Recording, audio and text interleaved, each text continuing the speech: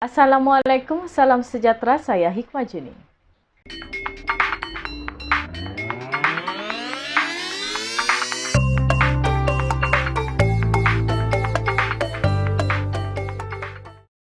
Perintah Kawalan Pergerakan Bersyarat PKPB di Sabah dilanjutkan sehingga 20 Disember ini.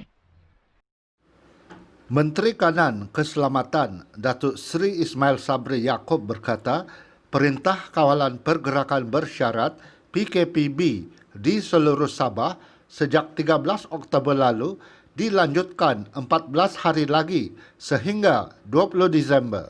Pelaksanaan PKPB di wilayah Persekutuan Labuan ditamatkan esok seperti yang dijadualkan. Secara kumulatif sehingga 3 Disember 2020, sebanyak 29,577 kes positif COVID-19 direkodkan di seluruh negeri Sabah. KKM turut mengesahkan masih terdapat peningkatan kes positif COVID-19 di beberapa daerah di seluruh negeri Sabah. Oleh itu, di atas nasihat KKM, Sidang Khas bersetuju supaya PKPB di seluruh negeri Sabah dilanjutkan lagi selama 14 hari mulai 7 hingga 20 Disember 2020. Pergerakan rentas daerah dan negeri di seluruh negara juga dibenarkan mulai 7 Disember kecuali di kawasan dikenakan Perintah Kawalan Pergerakan Diperketatkan PKPD.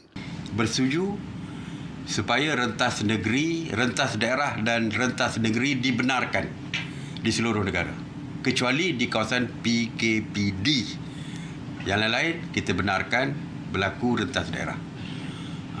Rentas daerah dibenarkan tanpa kebenaran daripada pihak polis lagi. Mulai daripada 7 hari bulan, pihak polis tidak lagi mengadakan sekatan-sekatan jalan raya. Tetapi arahan kepada pihak polis, walaupun tiada sekatan jalan raya, tetapi memfokuskan kepada pematuhan SOP. Maka polis akan lebih kepada pematuhan SOP daripada mengadakan sekatan-sekatan seperti itu. Prosedur pergerakan masuk ke Sabah dari Semenanjung Malaysia dan Sarawak juga dilonggarkan dengan mematuhi syarat dan prosedur operasi standard SOP yang ditetapkan. Kebenaran PDRM untuk pergerakan keluar dari Sabah tidak lagi diperlukan. Walaupun terdapat beberapa SOP yang dilonggarkan, iaitu kemasukan individu masuk ke negeri Sabah dibenarkan untuk tujuan sosial, bagi pas lawatan sosial, bagi kemasukan domestik, pemegang MyCard, MyPR dan MyKAS, pemegang pas immigration jangka panjang, bukan warga negara yang sah tempoh, dan suami isteri kepada rakyat Sabah dan tanggungan dibenarkan. Kemasukan bagi orang yang bukan warga negara yang tidak memiliki pas immigration jangka panjang wajib mendapat kelulusan khas daripada Kerajaan Negeri Sabah. Semua individu yang akan masuk ke Sabah melalui pintu masuk udara, laut dan darat perlu menjalani swab test, pengesanan RT-PCR atau RTK antigen COVID-19 3 hari sebelum perjalanan ke Sabah. Hanya individu yang tidak bergejala dengan keputusan ujian negatif akan dibenarkan masuk ke Sabah. Sebelum ini, sesiapa yang nak terbang ke Sabah mesti mendapat kebenaran daripada PDRM. Oleh itu, dengan kelonggaran yang dipersetujui dengan Kerajaan Sabah, kebenaran daripada PDRM untuk pergerakan keluar dari Sabah tidak lagi diperlukan. Kes positif baru COVID-19 di Sabah meningkat buat hari kedua berturut-turut dengan 391 kes dilaporkan hari ini berbanding 320 kes malam, menjadikan jumlah kumulatif kini 30,288 kes. Ketua Pengarah Kesihatan Tan Sri Dr. Nur Hisham Abdullah berkata 2 kes kematian dan 2 kluster baru dilaporkan di Sabah hari ini. Kes kematian itu dilaporkan di Hospital Queen Elizabeth, Kota Kinabalu membabitkan seorang lelaki berusia 75 tahun.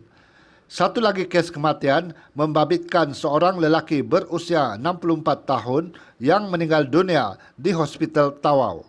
Ini menjadikan jumlah kumulatif kes kematian di Sabah meningkat kepada 218 kes. 2 lagi kluster baru COVID-19 yang dilaporkan di Sabah hari ini ialah kluster Batu Tiga Tawau dengan 28 kes positif dan kluster Jalan Domis yang melibatkan daerah Penampang, Kota Kinabalu dan Tongod yang mencatatkan 12 kes positif. Hari ini, 263 pesakit telah sembuh. Semua operasi dan aktiviti dalam Taman-Taman Sabah akan dibuka Isnin ini. Semua operasi dan aktiviti dalam Taman-Taman Sabah TTS termasuk pendakian Gunung Kinabalu dibuka semula kepada orang ramai dan pelawat bermula 7 Disember ini. Namun, jumlah pelawat dihadkan kepada 100 orang sehari bagi setiap substesen dan pulau. Pengarah TTS, Dr. McLaren Lakim, dalam satu kenyataan berkata, semua aktiviti yang dibenarkan dalam taman tertakluk kepada SOP ditetapkan Kementerian Kesihatan Malaysia, KKM, Majlis Keselamatan Negara, TTS dan peraturan-peraturan pencegahan COVID-19 yang sedang berkuat kuasa. Menurutnya, pejabat dan stesen TTS yang mula dibuka adalah Ibu Pejabat TTS Kota Kinabalu, Taman Kinabalu Ranau, Taman Tunku Abdul Rahman Kota Kinabalu, Taman Pulau Tiga Kuala Penyu dan Taman Banjaran Kroke Keningau. Turut dibuka Taman Bukit Tawau di Tawau, Taman Pulau-Pulau Penyu Sandakan, Taman Merin Tun Sakaran Sempurna, Taman Pulau Sipadan Sempurna dan Taman Tun Mustafa Kudat. Pengusaha ladang ternakan diingatkan agar tidak membuang sisa haiwan ternakan ke sungai. 2 pengusaha ladang ternakan babi di Tamparuli diingatkan untuk menyelesaikan isu pencemaran akibat sisa buangan najis ke sungai berhampiran dengan kadar segera. 2 ladang ternakan itu didakwa menjadi punca kepada pencemaran air dan udara di daerah berkenaan. Menteri Pertanian dan Industri Makanan, Datuk Seri Dr. Jeffrey Kitingan berkata, ladang ternakan babi telah diminta untuk memperbaiki sistem buangan najis di premis mereka.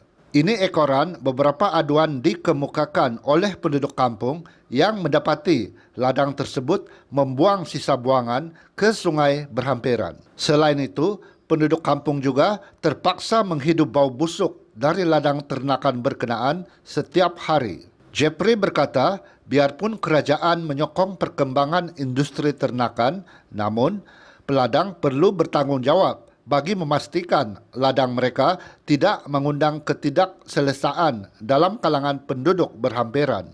Jeffrey berkata demikian ketika melawat ke ladang Green Farm Trading dan ladang Jadima di Tamparuli semalam. Menurutnya, masalah ini berlaku disebabkan sistem buangan dari ladang ke kolam akan melimpah keluar dan mengalir ke sungai berhampiran ketika musim hujan.